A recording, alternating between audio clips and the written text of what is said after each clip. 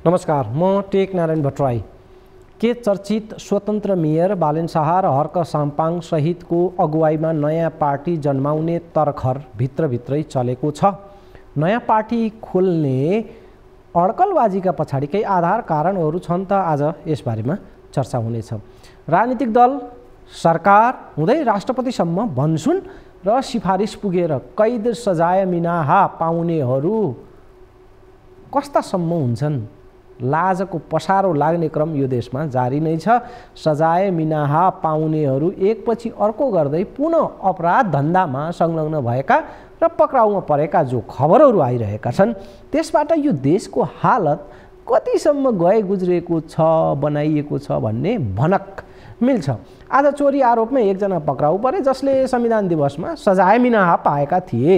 राजनीतिक दलबाट भन्सुन, सरकारबाट सिफारिस अनि राष्ट्रपतिबाट सजाय माफको लाछाप। जेलबाट छुटेर फेरि अपराध कर्ममै फिर्ता। अपराधको राजनीतिकरण र राजनीतिको अपराधीकरणको क्या गजबको चक्र चलाइएको छ यो देशमा। दर्शकबिन, प्रधानमन्त्री प्रचण्ड पछिल्ला दिन मन्त्रीहरू तर्साउन उत्रिएका छन्।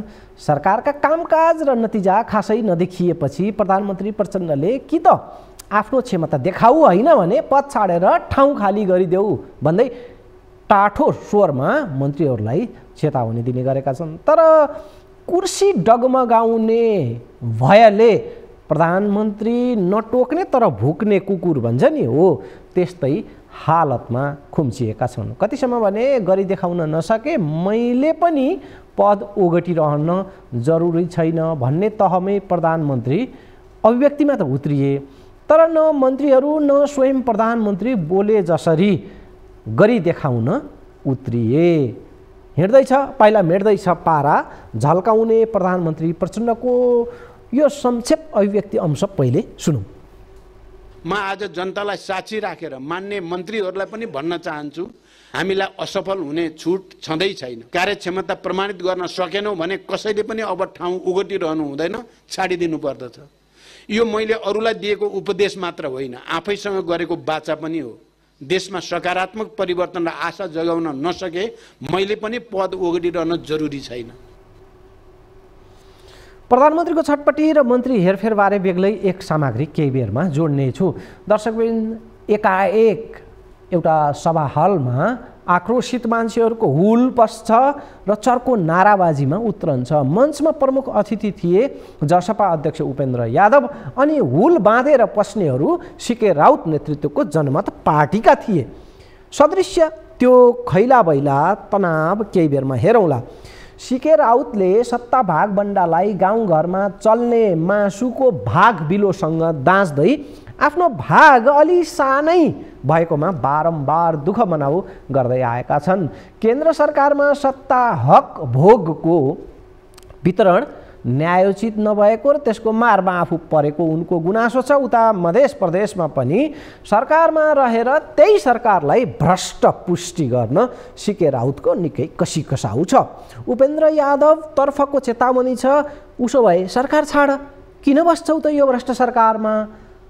उता माधव नेपाल नेतृत्वको नेकपा यसमा प्रचण्ड सरकार नै छाड्नुपर्ने तहमा असन्तोषका स्वरहरू उठेका छन्।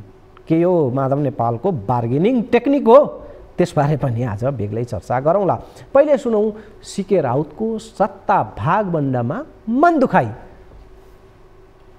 गाउँघरतिर मान्छेले माछा मासु बाँड्दा पनि तपाईँले देख्नुभयो होला, पढे लेखेका मान्छे हुँदैनन्, त्यही पनि तिनले मासुको भागबण्डा ल्याउँदाखेरि त्यसमा कम भयो है, यसमा हालिदेऊ भनेर भनिराखेका हुन्छन्। भले तिनीहरू गाउँका मान्छेहरू पढे लेखेका नहुन्, तर उनीहरूमा पनि एउटा सेन्स अफ जस्टिस हुन्छ कि कसैको भागमा कम नपरोस्, सबैलाई न्याय मिलोस्, उचित तरिकाले भागबण्डा होस् भनेर त्यो सेन्स अफ जस्टिस त्यहाँ पनि हुन्छ। तर यहाँ देश चलाउने यत्रा ठुला ठुला मान्छेहरू छन्, ठुला ठुला नेताहरू छन्, पूर्व प्रधानमन्त्रीहरू हुँदाखेरि उनीहरूमा पनि त्यो अलिकति पनि सेन्स अफ जस्टिस नदेखिने अनि जसरी पनि अर्काको भागबण्डा खोसेर कसरी खान पाइन्छ त्यो प्रवृत्ति देखिँदाखेरि यो पक्कै पनि नेतृत्वमा हुनुपर्ने गुण चाहिँ होइन।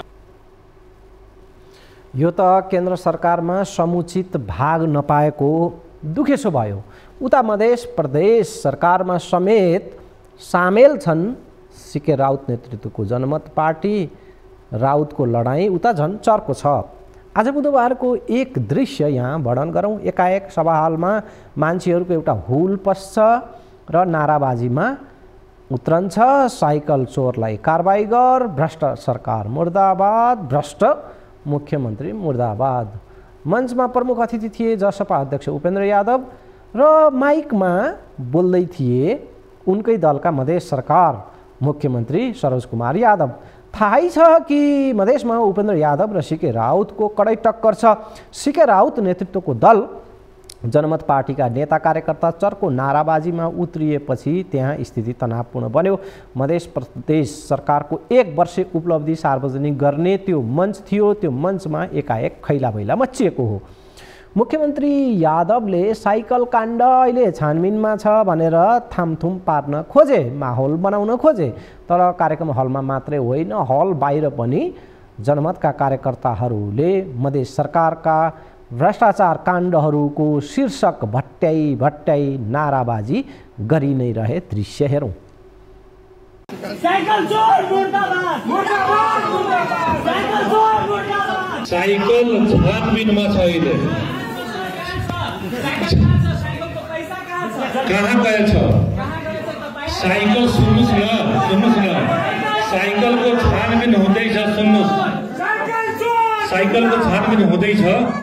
सरकार मुर्दाबाद, साइकल चोरलाई कारबाही गर, चोरलाई कारबाही गर, भ्रष्ट सरकार मुर्दाबाद, मुर्दाबाद, मुर्दाबाद, साइकल चोरलाई कारबाही गर, जानकी मन्दिरको नाममा पैसा खाने मन्त्रीलाई कारबाही गर। यो प्रकारले जनमतका कार्यकर्ताहरू एकाएक कार्यक्रम चलिरहेको हलमा प्रवेश गरेर प्रदर्शन र नाराबाजीमा उत्रँदै प्रदेश सरकार मुर्दाबाद, भ्रष्ट मुख्यमन्त्री मुर्दाबाद जस्ता नारा लगाएपछि उनीहरूलाई हलबाट बाहिर निकालिएको थियो। त्यसपछि बाहिर नै नाराबाजी चल्यो र बजारमा समेत प्रदर्शनकारी नारा लगाउँदै हिँडेका थिए। मुख्यमन्त्री सरोज कुमार यादवले जनमत पार्टीलाई सरकारमा पनि बस्ने अनि भ्रष्टाचारको आरोप पनि लगाउने, बरु सरकार नै छाड्नुहोस् न भन्दै आपत्ति जनाएका थिए, चुनौती दिएका थिए। मधेस सरकारको बेटी बचाऊ बेटी पढाऊ कार्यक्रम अन्तर्गतको साइकल खरिदमा भ्रष्टाचार उदाङ्ग भएको थियो। मुख्यमन्त्री स्वच्छता अभियान, जानकी मन्दिरको सौन्दर्यीकरणमा पनि भ्रष्टाचारको आरोप छ। यी सबै आरोप गएर सोझिन्छन् उपेन्द्र यादवको दल जसपासँग। उपेन्द्रलाई सकस पर्ने गरी सीके राउतको जनमत पार्टी भ्रष्टाचार काण्ड उदिन्न मधेसमा चर्कै गरी उत्रिएको छ। दर्शकबिन, राजनीतिक मामलाका केही प्रसङ्गहरू छन्, हामी फेरि राजनीतिक सन्दर्भहरूमा जोड्नेछौँ। त्यता गइहाल्नु अघि यति बेला जनजनमा चासो रहेको एउटा विषय यहाँ प्रस्तुत गरिहालौँ। रामबहादुर बमजन पूर्वपक्षका लागि जिल्ला कारागार महोत्तरीमा छन्। क्षमताभन्दा 2 गुणा बढी कैदीबन्दीहरू खचाखच रहेको महोत्तरी कारागारमा रामबहादुर बमजनले आफ्नो सहजता र सुविधाका अनेकन बन्दोबस्तीका मागहरू राखेका छन्। हत्या, बलात्कार, अनेकन हिंसाको आरोप उनीमाथि छ। काठमाडौँबाट पक्रेर उनलाई सर्लाही अदालत लगिएको हो। बमजनले कारागारमा अलग्गै बस्ने सुत्ने कक्षसहितका थुप्रै माग गरेका थिए। सर्लाहीमा कारागार नभएका कारणले उनलाई महोत्तरीमा लगिएको थियो। महोत्तरीमा उनको कारागार बसाइ अलि कष्टप्रद भयो, अलि सुविधा होस् भन्ने माग उनको छ। के पाए त उनले त्यो जे माग थियो सहुलियतको कारागारमा? त्यसो कुनै बेलाका वनवासी अहिले कारावासी बनेका छन्। हेरौँ बमजनको कारावास डायरी। आफूलाई लिटल बुद्ध भन्ने तपस्वी रामबहादुर बमजनलाई अहिले पूर्वपक्षका लागि जिल्ला कारागार महोत्तरीमा राखिएको छ। अनुयायी हत्या, बलात्कार र बेपत्ता बनाएको आरोपमा गत पुस 24 गते प्रहरीको केन्द्रीय अनुसन्धान ब्युरो CIB ले बमजनलाई काठमाडौँको हात्तीगौडा स्थित घरबाट पक्राउ गरी सर्लाही प्रहरीलाई बुझाएको थियो। त्यसको भोलिपल्ट नै जिल्ला अदालत सर्लाहीले उनलाई थुनामा पठायो। सर्लाहीमा कारागार सञ्चालनमा नभएपछि उनलाई महोत्तरी पठाइएको छ। एकान्त र शान्त ठाउँमा तपस्या गरेर चर्चामा आएका बमजन अहिले कैदी बन्दीसँग खच भएर बसिरहेका छन्। बमजनलाई क्षमताभन्दा 2 गुणा बढी कैदीबन्दी भएको जलेश्वर कारागारमा राखिएको छ। अनुयायीबाट संकलन गरेको रकमले आलिशान महलमा ऐयासी जीवन बिताउने बमजन अहिले 553 कैदी बन्दीसँग बसिरहेका छन्। सर्लाही जिल्ला अदालतको आदेशपछि जलेश्वर कारागार पुगेका बमजनले सुरुवाती दिनमा छुट्टै सुत्ने खाट र कोठा माग गरे पनि कारागारले उनलाई सामूहिक रूपमै अन्य कैदी बन्दीसँगै राखेको छ। बमजनलाई कारागारका अन्य कैदी सरह उनलाई 7 जना अट्ने गरेको हलभित्र राखिएको छ। पक्राउ पर्नुअघि बमजनले घरभित्रै जिमखाना नै खडा गरेर जिम गर्ने गरेका थिए। उनको घरमा टप बाथ सहितको नुहाउने ठाउँ र आरामदायी बेडरुम भेटिएको थियो। घरमा भान्से राखेको बमजनले अहिले कारागारभित्र आफै खाना पकाएर खाने गरेका छन्। बमजनले लसुन प्याज नखाने र सादा खानेकुरा मात्रै खाने हुँदा कारागारभित्र आफै पकाएर खाने गरेको महोत्तरी कारागारका जेलर रविन्द्र चन्द्र ठाकुरले बताएका छन्। बमजन अहिले 3 तले कारागार भवनको तेस्रो तलामा 7 जना नाइकेसँग बस्छन्। बमजनले बस्ने राम्रो व्यवस्था गरिदिन अनुरोध गरेपछि कारागारमा भएका मध्ये राम्रो कोठामा 7 जना नाइकेहरूसँगै उनलाई राखिएको कारागार प्रशासन जनाएको छ। उनी बस्ने कोठामा टिभीको व्यवस्थापन पनि गरिएको छ। उनी टिभीमा रेस्लिङदेखि अन्य खेलका गतिविधिहरू हेर्ने गर्छन्। कारागार प्रशासनका अनुसार 2 दिनसम्म बमजन मन्दिर परिसरमा बिहानको समय ध्यानमा बसेका थिए, तर उनले सामान्य ध्यान बाहेक अन्य योग ध्यान र जिम भने गर्न पाएका छैनन्। कारागारभित्रको मन्दिर परिसरमा प्रत्येक दिन कैदी बन्दी साधु सन्तले भजन कीर्तन गर्ने गरेका छन्। कीर्तनमा सहभागी हुन साधु सन्तले बमजनलाई अनुरोध गर्ने गरे पनि उनी सहभागी भएका छैनन्। कारागारमा 400 भन्दा बढी पुस्तकहरू रहेको पुस्तकालय पनि छ, तर बमजन पुस्तकालयका पुस्तकहरू पढ्दैनन्। बमजनको लागि कारागार प्रशासनले सेवा सत्कारको लागि भन्दै 1 जना सहयोगी नियुक्त पनि गरेको छ। लागू औषध मुद्दामा जेल चलान भएका नरवीर लामा अहिले बमजनका सहयोगी छन्। बमजनको लागि खाना पकाउन र अन्य काममा सघाउने अराएको काम गर्ने गरी लामालाई बमजनको सहयोगीको रूपमा नियुक्त गरेको कारागारले जनाएको छ।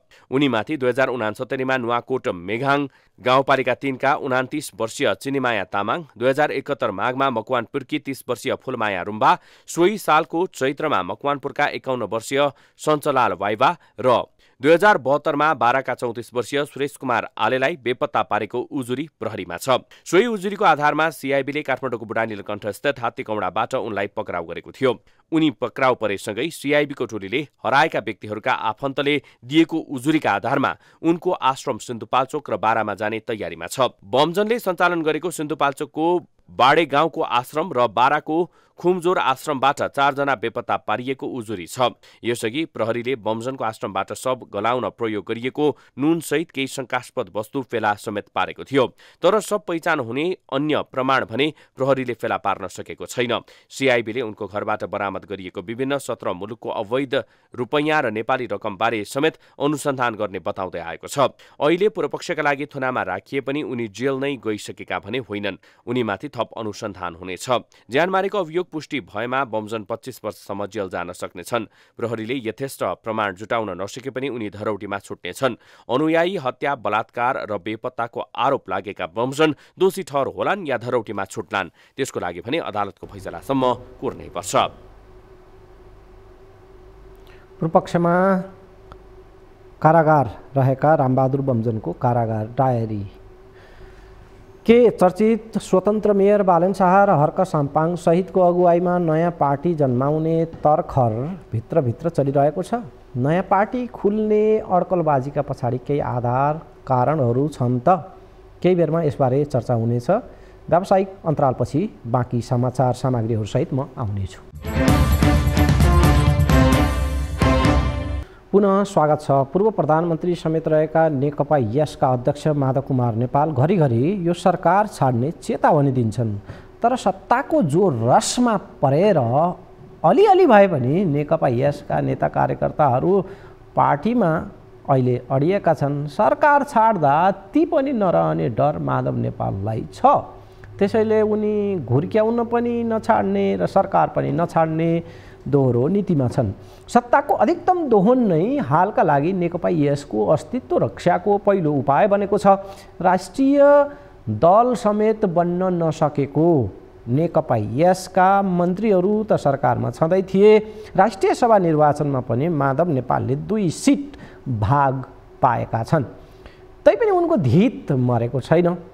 पार्टीको केन्द्रीय सचिवालय बैठकमा नेकपा यसका केही नेताहरूले सरकारको कार्यशैलीबारे चर्कै असहमति पोखेका छन्। उस्तै परे यो सरकार नै छाड्नुपर्ने सम्मको दबाब माधव नेपालमाथि परेको छ। पार्टीभित्र पार्टीमा आफूलाई दबाब रहेको देखाएर माधव नेपाल सत्ता हक भोगमा आफ्नो दायरा भाग बढाउने चेष्टामा देखिन्छन्। तर उता प्रधानमन्त्री प्रचण्डले नेकपा यसका मन्त्रीहरूको कार्यप्रगतिमा चित्त बुझाएका छैनन्। केही दिन पहिले माधव नेपाललाई टेलिफोन गरेर प्रचण्डले यातायात मन्त्री प्रकाश ज्वालालाई फिर्ता बोलाउन आग्रह गरेका खबरहरू आएका थिए। खास गरी बालकुमारी घटनासँग मन्त्री ज्वाला जोडिएपछि उनको राजीनामाको माग चर्किएको थियो। तर माधव नेपालले प्रचण्डको त्यो अनुरोध अहिले स्वीकार्न असहज रहेको, पार्टीमा सन्तुलन त्यसले तलबितल पार्ने भनेर प्रचण्डको आग्रहलाई मानेनन् माधव कुमार नेपालले। प्रचण्ड माधव नेपाल बीच बढ्दो खटपट, तर सरकार छाडेर जाने कहाँ, गर्ने के, नेकपा यसको सकस उतारिएको यो रिपोर्ट हेरौँ। सत्तारूढ गठबन्धनमा आबद्ध माधव नेपाल नेतृत्वको नेकपा एकीकृत समाजवादीमा सरकार छाड्नुपर्ने आवाज चर्को रूपले उठेको छ। सोमबार बसेको पार्टी केन्द्रीय सचिवालय बैठकमा एकीकृत समाजवादीका नेताहरूले सरकारको कार्यशैलीबारे गम्भीर प्रश्न उठाउँदै सरकार छाड्नुपर्ने राय दिए। तर अध्यक्ष लगायत कतिपय नेताहरूले भने अहिले सरकार छाड्न नहुने तर्क गरे। बैठकमा सरकार र आफ्नो पार्टीबाट मन्त्री बनेकाहरूको कार्यशैली र उपलब्धिबारे छलफल भएको थियो। सो क्रममा केही सचिवालय सदस्यले सरकारमा बसेर अपेक्षित काम गर्न नसकेको र सरकारको कार्यशैली ठिक नभएको भन्दै सरकार छाड्नुपर्ने बताए। तर केही सदस्यले सरकार छाड्न नहुने बताएपछि दुवै पक्षबीच चर्काचर्की नै परेको बैठकमा सहभागी एक नेताले बताए। पछिल्लो समय पार्टी अध्यक्ष नेपाल र सम्मानित नेता झलनाथ खनाल लगायत उच्च तहकै नेताहरूले सरकारको आलोचना गर्दै आएका छन्। विशेष गरी हालै भारतसँग सरकारले गरेका सम्झौतालाई लिएर पार्टीभित्र आलोचना र बहस सुरु भएको छ। सोमबारको बैठकमा पनि सचिवालय सदस्यहरूले जनताले चारैतिर सरकारको कार्यशैलीमाथि प्रश्न उठाइरहेको भन्दै यस्तो बेला आफूहरू मूक दर्शक बनेर सरकारमै बस्नु कति जायज हो भनी अध्यक्ष नेपालले प्रश्न गरेका थिए। तर सरकारको कार्यशैली मन नपरे पनि तत्कालै सरकार छाडिहाल्न नसक्ने जवाफ अध्यक्ष नेपाल दिए। स्रोतका अनुसार हाल राजनीतिक समीकरण बदलिन नसक्ने भएकाले सरकार छाड्दा पार्टीलाई थप घाटा हुने जवाफ अध्यक्ष नेपालले दिएका थिए। पार्टी प्रवक्ता जगन्नाथ खतिवडाले सरकार विभिन्न भ्रष्टाचार काण्डहरूमा मुसिए पनि आफूहरू केही बोल्न नसक्ने अवस्थामा रहेको बताए। सरकारमै बसेर सरकारका गलत कामको विरोध गर्न पनि नसकिने र राम्रो काम गरेको भनी जनतासामु देखाउन पनि नसकिने अवस्था रहेको बताउँदै उनले बरु सरकार छाडेर जनतामा जानु नै अहिले पार्टीका लागि प्रभावकारी हुने धारणा राखेको बताइन्छ। सचिवालय सदस्यहरूले भारतीय दूतावासले नेपालमा सिधै 20 करोडका आयोजना बनाउन पाउने सम्झौताबारे आपत्ति समेत जनाएका थिए। यसबारे प्रवक्ता खतिवडाले जानकारी दिँदै भारतसँगका सबै सम्झौता सार्वजनिक हुनुपर्ने पार्टीको धारणा रहेको बताए। सचिवालय बैठकले भारतीय विदेश मन्त्री एस जयशंकर नेपाल आउँदा नेपाल भारत बीच भएका सम्झौताहरू सार्वजनिक गर्न माग गर्ने निर्णय गरेको प्रवक्ता खतिवडाको भनाइ छ।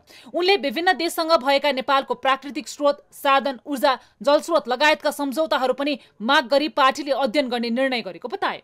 भारतसँग सरकारले गरेका पछिल्ला सम्झौताहरू संवेदनशील रहेको भन्दै ती सम्झौताहरूको पार्टीभित्रै अध्ययन गरी निष्कर्ष निकालिने जानकारी दिए। साथै पार्टीका तर्फबाट सरकारमा रहेका मन्त्रीहरूको कामको प्रगति विवरण पार्टीमा बुझाउन निर्देशन दिएको समेत उनले जानकारी दिए।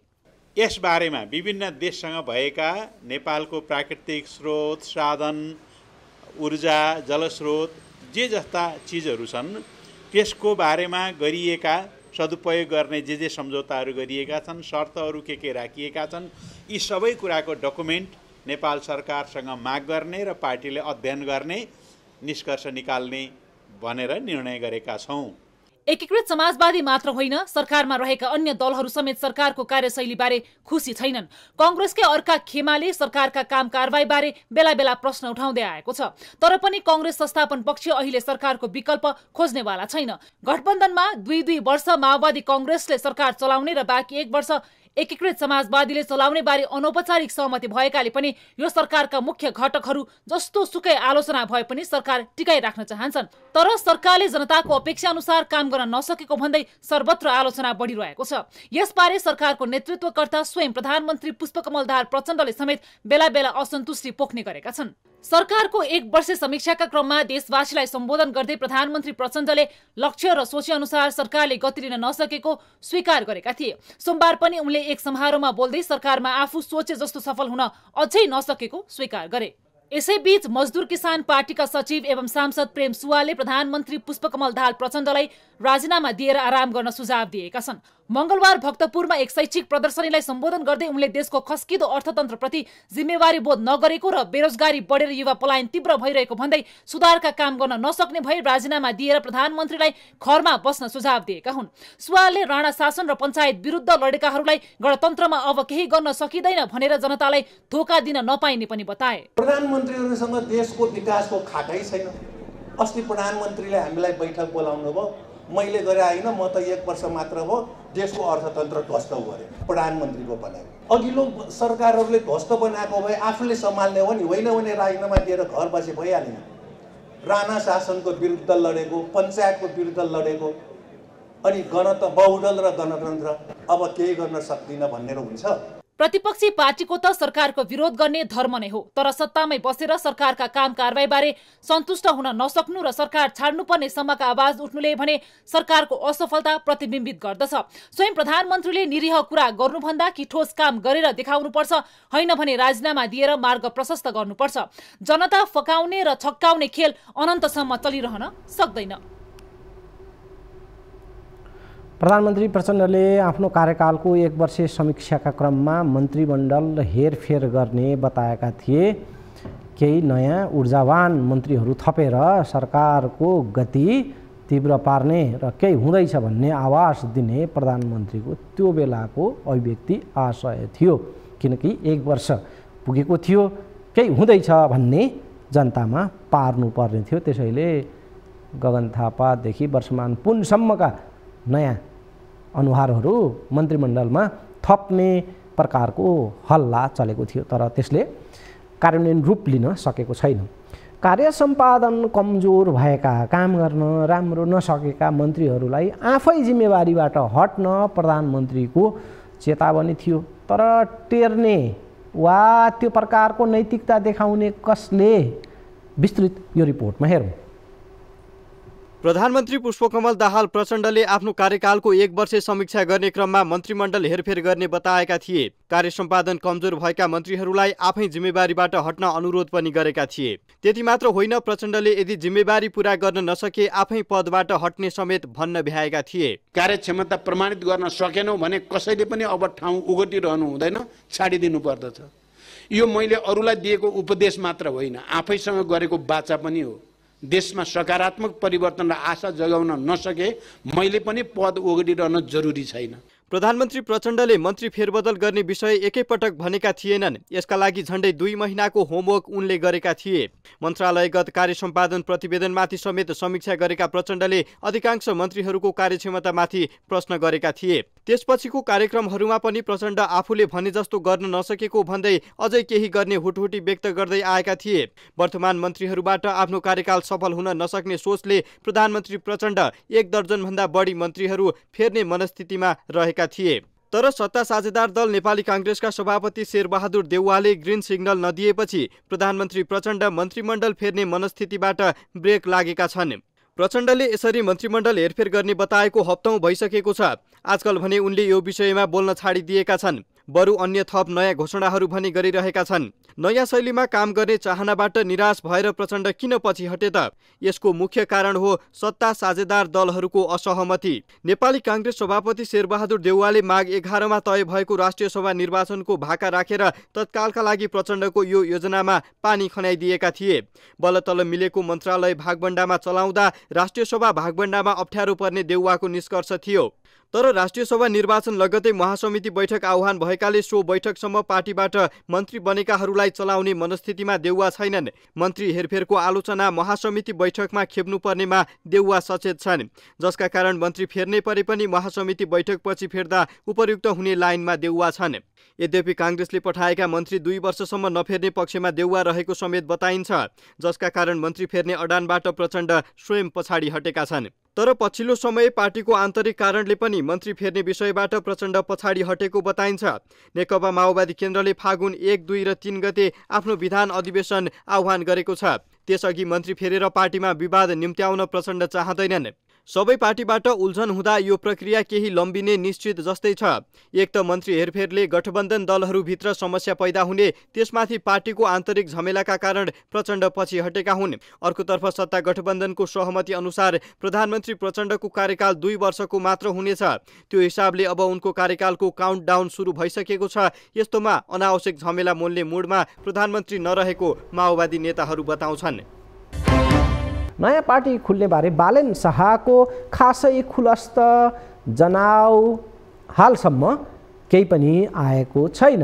तर उता धरानका मेयर हर्क साम्पाङले नयाँ पार्टी खोल्ने आशयमा सञ्जाल स्टाटस र अभिव्यक्ति दिने गरेका छन्।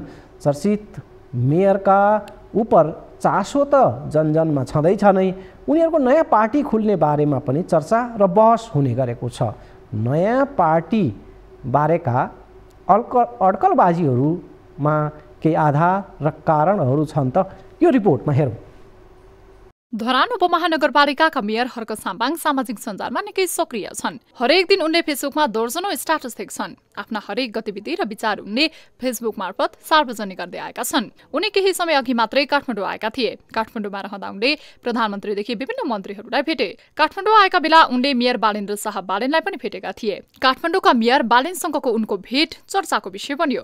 यी दुई मेयरलाई लिएर विभिन्न अड्कलबाजी समेत हुँदै आएको छ। कतिपयले आगामी निर्वाचन अघि दुवैले मिलेर पार्टी खोल्ने समेत चर्चा गर्दै आएका छन्।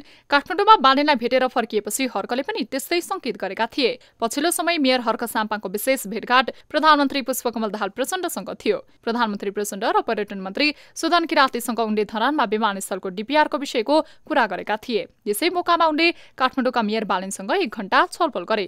उक्त भेटपछि हर्क साम्पाङले फेसबुकमा बालेनसँगको तस्बिर राख्दै आफूहरू विशाल भन्ने उल्लेख गरेका थिए। उनले भनेका छन्, जेत हुन्छ क्रान्तिको सङ्कै नमान, हामी झन विशाल बन्छौं धन्दै नमान। त्यसपछि अब नयाँ दल बनाउन दुई मेयर लागि परेको चर्चा हुँदै आएको छ। मेयर हर्कले आफूहरूले पार्टी खोल्ने कुरा जोडतोडले नै उठाउन थालेका छन्। केही समय अघि सामाजिक सञ्जालमा उनले अब दल खोलेर अघि बढ्न लागेको बारे जानकारी गराएका थिए। उनले सामाजिक सञ्जालमा लेखेका थिए, यदि हामीले राजनीतिक दल खोलेर अघि बढ्न चाह्यौं भने को कसले साथ दिनुहुन्छ? देशका बेकामे कानून बदल्न र देशद्रोह, भ्रष्टाचार रोक्न र बेथिति हटाउन नयाँ पार्टी चाहिने उनको भनाइ छ। बालेनसँग भेटेपछि उनले नयाँ शक्ति भन्ने घोषणा समेत गरेका थिए। उनले लेखेका छन्, हतार नगर्नु, नयाँ शक्ति निर्माण हुनेछ। आइतबार त उनले देशमा अब फाइनल पार्टी खोलिने बताएका छन्। उनले भनेका छन्, अब यो देशमा अन्तिमचोटि फाइनल पार्टी खोलिनेछ। त्यसपछि कुनै पार्टी खोलिरहन पर्ने औचित्य रहने छैन। Full and final version of politics हुनेछ। यस्तै बालेन्द्र हर्कले नयाँ पार्टी खोल्दैछन् भन्ने शंकाको सुविधा धेरैलाई दियो। बालेनले यस विषयमा केही खुलाइसकेका छैनन्, तर उनी तत्काल नयाँ पार्टी खोल्ने मुडमा भने देखिँदैनन्। तर केही समय अघि बालेनले पनि सामाजिक सञ्जालमा दलहरूले चलाइरहेको मिशन 84 को टिप्पणी गर्दै तिमीहरूलाई सकाएर देश बन्छ भनेका थिए। उनले लेखेका थिए, देश बन्छ, तिमीहरूको 84 ले बन्दैन। तिमीहरूको 84 सकिएर बन्छ, तिमीहरूलाई सकाएर बन्छ। मेयर बालेनले तिमीहरूको 84 सकिएर बन्छ भन्नु पुराना नेताहरूलाई इंगित गरेको बुझ्न सकिन्छ। बालेनले तिमीहरूलाई सकाएर बन्छ पनि भनेका छन्। यसको आशय हो तिमीहरूको सकिँदैछौ। तर बालेनको टिम अहिले पार्टीको विधान बनाउने तयारीमा जुटेको र आगामी निर्वाचनमा सबै स्थानीय तहमा उम्मेद्वार उठाउने तयारीसम्म गरिरहेको बताइए पनि त्यसमा सत्यता नरहेको उनका निकटस्थहरूले बताएका छन्। एउटा कुरा पक्का छ, राजनैतिक पृष्ठभूमिमा भन्दा बिल्कुल फरक पृष्ठभूमिबाट उदाएका बालेन्द्र हर्कले दल खोलेर आगामी निर्वाचनमा सहभागिता जनाएको खण्डमा वैकल्पिक शक्तिको रूपमा उदाएका अन्यलाई धक्का लाग्न सक्ने भने अनुमान गर्न सकिन्छ। स्वतन्त्र लौरो चिन्हमा चुनाव लडेर स्थानीय सरकारको नेतृत्वमा पुगेका शाह र साम्पाङको दोस्ती जम्दै पनि गएको देखिन्छ। मेयर दुईबीच एकअर्कालाई खुलेरै समर्थन गर्ने, भेटघाट गर्ने र उपहार आदान प्रदान गर्ने गरेका छन्। हर्क साम्पाङ हरेक पटक काठमाडौँ आउँदा बालेनलाई नभेटी फर्किँदैनन्। बालेन पनि हर्कको निमन्त्रणलाई स्वीकार गर्दै पहिलो पटक धरान पुगेका थिए। गत पुस 20 गते आधुनिक धरान स्थापना भएको 123 वर्ष पुगेको अवसरमा धरानमा उत्सव मनाइएको थियो। त्यस अवसरमा बालेन अतिथि बन्न धरान पुगेका थिए। पहिलो पटक धरान पुगेका बालेनले भाषणको सबै समय धरानकै वर्णनमा खर्चिएका थिए। उनले धरानका प्रमुख हर्क साम्पाङ र उपमेयर आइन्द्र विक्रम बेघाको पनि उत्तिकै प्रशंसा गरे। त्यो संस्कार सधैँ जोगिराख्नुपर्छ। त्यो संस्कार कहिले पनि मर्न नपाओस्, त्यो संस्कारमा कहिले पनि दाग नलागोस्, त्यो संस्कार, त्यो संस्कृति सधैँका लागि रहोस् धरान। त्यही नै सबभन्दा ठुलो विकास हो। र म धेरै बोल्न चाहदिनँ, म खासै धेरै पोडियममा बोल्ने मान्छे पनि होइन। जाँदा जाँदै तपाईँहरूलाई शुभकामना र उहाँ मेयर साहबको लागि एउटा मायाको चिनो ल्याएको छु। जसरी यहाँ किराँतहरूको राजा यलम्बरलाई यहाँ चाहिँ राजा मानिन्छ, हाम्रो काठमाडौँमा भगवान मानिन्छ आकाश भैरव। यलम्बर राजा हाम्रो लागि चाहिँ भगवान, उपत्यकामा काठमाडौँमा चाहिँ आकाश भैरवको रूपमा हामीले यलम्बर राजालाई भगवान मान्छौँ, किराँतकै पहिलो राजा। ललितपुरको नेपाल भाषामा त नाम नै यल हो, यल भनेको यलम्बरको राज्य। त्यही आधारमा त्यसको एउटा प्रतिमा ल्याएको छु। उहाँलाई टक्र्याउँदै तपाईँहरूलाई शुभकामना दिँदै बिदा हुन चाहन्छु। नमस्कार। परम्परागत राजनीतिक दलहरू खास गरी कांग्रेस, एमाले र माओवादीलाई त क्षति हुन्छ नै, भर्खरै उदाएको रासोपालाई पनि हानि हुने विश्लेषण गरिएको छ। रासोपामा ज्यादातर बालेनलाई मेयर बनाउने अभियानमा सक्रिय रहेकाहरू छन् भने उनकै मतदाताले आम निर्वाचनमा सहयोग गरेको पनि तथ्याङ्क केलाउने गरिएको छ। तर दुई मेयरको दोस्ती जम्दैमा र हर्कको स्ट्याटसलाई मात्रै बालेन र हर्कले नयाँ पार्टी खोल्दैछन् भन्ने आधार मान्न सकिँदैन। अब अन्तिममा के चर्चित स्वतन्त्र मेयर बालेन शाह र हर्क साम्पाङ सहितको अगुवाईमा नयाँ पार्टी जन्माउने तर्खर भित्रभित्र चलिरहेको छ। कतिपयले रासोपामै, राष्ट्रिय स्वतन्त्र पार्टीमै यी नयाँ अनुहार पनि मिसिएको हेर्ने चाह राखेका छन्। कतिपयलाई लागेको छ कि बालेन हर्कहरूले बेग्लै पार्टी, नयाँ पार्टी बनाउँदा रासोपाले त्यसको धक्का बेहोर्नु पर्नेछ र मूलधारका ठुला दलहरूलाई नयाँ भनिएकाहरू आपसमा जुधेमा फाइदा पुग्नेछ। यो प्रकारले अड्कलबाजी चर्चाहरू छन्। गत स्थानीय तहको निर्वाचनमा काठमाडौँ महानगरपालिकामा बालेन शाह र धरान उपमहानगरपालिकामा हर्क साम्पाङको जितले देश विदेशमा निकै ठूलो तरङ्ग ल्यायो। दुवै मेयर स्वतन्त्र लौरो चिन्हमा चुनाव लडेर स्थानीय सरकारको नेतृत्वमा पुगे। यसले देशमा वर्षौंदेखि रजगज गर्दै आएका मूलधारका भनिने राजनैतिक दलको केही हदसम्म क्रमभङ्ग भयो। स्वतन्त्र उम्मेद्वारको जित तुलनात्मक रूपमा थोरै भए पनि प्रतिबिम्बात्मक रूपमा धेरै ठूलो सन्देश दियो। स्वतन्त्रप्रति क्रेज देखेपछि रवि लामिछानेले राष्ट्रिय स्वतन्त्र पार्टी रासोपा नै गठन गरे। रासोपा गत संसदीय निर्वाचनबाट देशको चौथो शक्तिको रूपमा उदायो। पार्टी खोलेको 6 महिनामै रवि उपप्रधान सहित गृहमन्त्री बने। 2079 पुस 10 गते नेकपा माओवादी केन्द्रको अध्यक्ष पुष्पकमल दाहाल प्रचण्ड नेतृत्वमा रासोपा एक राज्यमन्त्री सहित 3 मन्त्रालय लिएर सरकारमा सहभागी भएको थियो। रवि गृहमन्त्री भएपछि धरानका मेयर हर्क साम्पाङले खुशी व्यक्त गरेका थिए। रविले गृह मन्त्रालयको जिम्मेवारी सम्हाले लगत्तै उनले फेसबुकमा लेखेका थिए, रवि लामिछाने गृहमन्त्री बन्नु भएकोमा खुशी लाग्यो है, अब केही तह लाग्नेछ होला। त्यसबेला रविले पनि हर्क र बालेनको खुलेरै प्रशंसा गर्थे। हर्कबाट सिक्नुपर्ने बाहेक केही पनि नभएको उनको भनाइ थियो। उहाँबाट सिक्नुपर्ने कुरा बाहेक केही पनि छैन, सिक्नुपर्छ धेरै नै। सलाम छ उहाँलाई। यदि राम्रो काम गर्दा त्यसको प्रचार हुन्छ भने अझै राम्रो काम गर्नुहोस्, अझै राम्रो काम गर्नुहोस् हर्कजी। मेरो त दिलो ज्यानले साथ सहयोग छ, के गर्न सक्छु, कहीँ कतै तपाईँले गर्नुभएको सत्कर्ममा यो मेरो हात काम लागेछ भने, हाम्रो साथ काम लागेछ भने भन्नुहोला। 24 घण्टा तयार छौँ। तर आलोचकको पछाडि लागे, आलोचकले तपाईँलाई यो पनि सक्दैन, यो पनि सक्दैन, त्यो पनि सक्दैन भन्थे, केही गर्नै सक्दैन भन्छन् नि। त्यसो त रविले स्वतन्त्र मेयरद्वय बालेन र हर्कलाई आफ्नो पार्टीमा ल्याउने प्रयास समेत गरेका थिए। तर गत असार 7 गते पार्टी स्थापना दिवसको अवसरमा रविले बालेन र हर्कलाई जोड्ने चाहना भएको बताएका थिए। अब यो त एकदम राम्रो हुन्थ्यो, त्यसरी त्यस्तो साथीहरूलाई त्यस्तो हामीले जोड्न सके त यो त असाध्यै राम्रो हुन्थ्यो। त्यो त हाम्रो चाहना छँदैछ। अब त्यो चाहना अनुरूप अन्य साथीहरूले पनि त्यसै गरी सोचिदिनु भयो भने हामी त हाम्रो तर्फबाट त 100% हामी सकारात्मक छँदैछौँ नि। तर पछिल्लो समय धरानका मेयर हर्क साम्पाङ रासोपा विरुद्ध खनिँदै आएका छन्। आफू पनि हर्कले जस्तै काम गर्ने बताउँदै आएका रविले श्रमदानबाट गत असार 4 गते आफ्नो निर्वाचन क्षेत्रमा पानी झार्न सफल भए। 7.5 किलोमिटर टाढाको खोलाबाट ल्याइएको पानीको उद्घाटनको लागि मेयर हर्कलाई बोलाएका थिए। तर कार्य व्यस्तता देखाउँदै हर्क रविको पानी उद्घाटन गर्न चितवन गएनन्। त्यसबेलादेखि नै रवि र हर्कको सम्बन्ध चिसिन थालेको थियो। पछिल्लो समय त रासोपामाथि हर्कले बारम्बार प्रहार गर्दै आएका छन्। उपमहानगरपालिकाले लगाएको पार्किङ शुल्कको विरोधमा हस्ताक्षर संकलन गर्न थालेपछि रासोपा विरुद्ध उनी आक्रामक भएका हुन्। उनका पछिल्ला अधिकांश स्ट्याटस रासोपा विरुद्ध छन्। साथै रासोपा विरुद्ध आएका समाचार समेत शेयर गरिरहेका छन्। उनले लेखेका छन्, रासोपाको राष्ट्रिय अर्थनीति धरानको विकासका लागि लागू गरिएको पार्किङ शुल्क रु 10 को विरोध गर्ने, कर प्रणालीमा हस्तक्षेप गरेर विकास नीति फेल गराउने। उनले आफूले विकासको निम्ति कर उठाएको र रासोपाको आर्थिक नीति कस्तो भन्दै प्रश्न पनि गरेका थिए। उनले लेखेका छन्, रासोपाको एजेन्डा रु 10 कस्तो लाग्यो हौ? विकासको निम्ति लिएको रु 10 साह्रै ठूलो कर लाग्यो भन्छन् त। विकासको लागि अर्थनीति के रहेछ यो पार्टीको? बोल्ने होइन काम गर्ने गर है।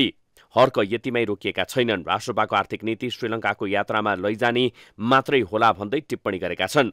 हर्कले लेखेका छन्, रु 10 को एजेन्डा लिएर विकासको विरोध गर्ने पार्टीले विकासको नीति के लिएको छ र? श्रीलङ्काको यात्रामा नेपाललाई लैजाने मात्रै त होला कि कसो पो? हर्कले कहानी 10 रुपैयाँ, राष्ट्रपाको कहानी 10 रुपैयाँ भन्दै गीत समेत गाएर भिडियो राखेका छन्। चुपो लागेर विकास गर, खर्चै नउठा। चुपो लागेर खुरु विकास गर, खर्चै नउठा। कहानी 10 रुपैयाँ, कहानी 10 रुपैयाँ, कहानी 10 रुपैयाँ, कहानी 10 रुपैयाँ। आफूले लगाएको पार्किङ शुल्क विरुद्ध राष्ट्रपाले विरोध जनाउँदै हस्ताक्षर संकलन अभियान थालेको छ। ट्राफिक व्यवस्थापनका लागि पार्किङ स्थलहरू निर्धारण नीति तथा कार्यक्रम स्पष्ट नगरी ठेकेदार मार्फत शुल्क संकलन गर्न थालेपछि हर्कको चौतर्फी आलोचना भइरहेको छ। उपमहानगरपालिकाले सामाजिक सञ्जालमा सूचना प्रकाशित गरी कार्तिक 24 गतेदेखि यात्रुवाहक सार्वजनिक सवारी टेम्पो लगायत पार्किङ शुल्क लिन थालेको छ। उपमहानगरपालिकाले धरान 16 को लिङ्थेप एन्ड को कन्स्ट्रक्सनलाई मोटरसाइकल र निजी साना र हल्का सवारी साधनको शुल्क उठाउने र मोरङको प्रिन्स निर्माण सेवालाई यात्रुवाहक सार्वजनिक यातायातका सवारी साधनहरूलाई पार्किङ शुल्क असुलीको ठेक्का दिएको छ। ठेक्कापछि धरानमा स्कुटर मोटरसाइकललाई 10 रुपैयाँ, टेम्पो निजी साना हलुका सवारीलाई 25 रुपैयाँ, सफारीलाई 30 रुपैयाँ, कार मारुति भ्यानलाई 35 रुपैयाँ, बस माइक्रोबस बुलेरो स्कर्पियोलाई 50 रुपैयाँ शुल्क लिँदै आएको छ।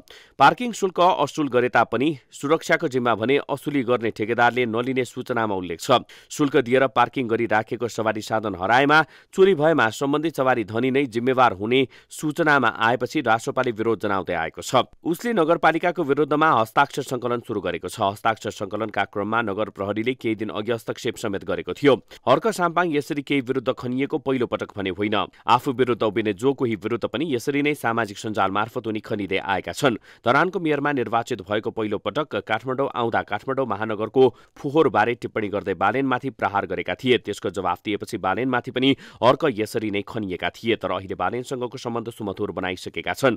अब राष्ट्रपा विरुद्ध कहिलेसम्म खनिरहन्छन् र रवि र राष्ट्रपासँगको सम्बन्ध फेरि सुमधुर होला भन्ने हेर्न चाहिँ केही समय कुर्नै पर्छ।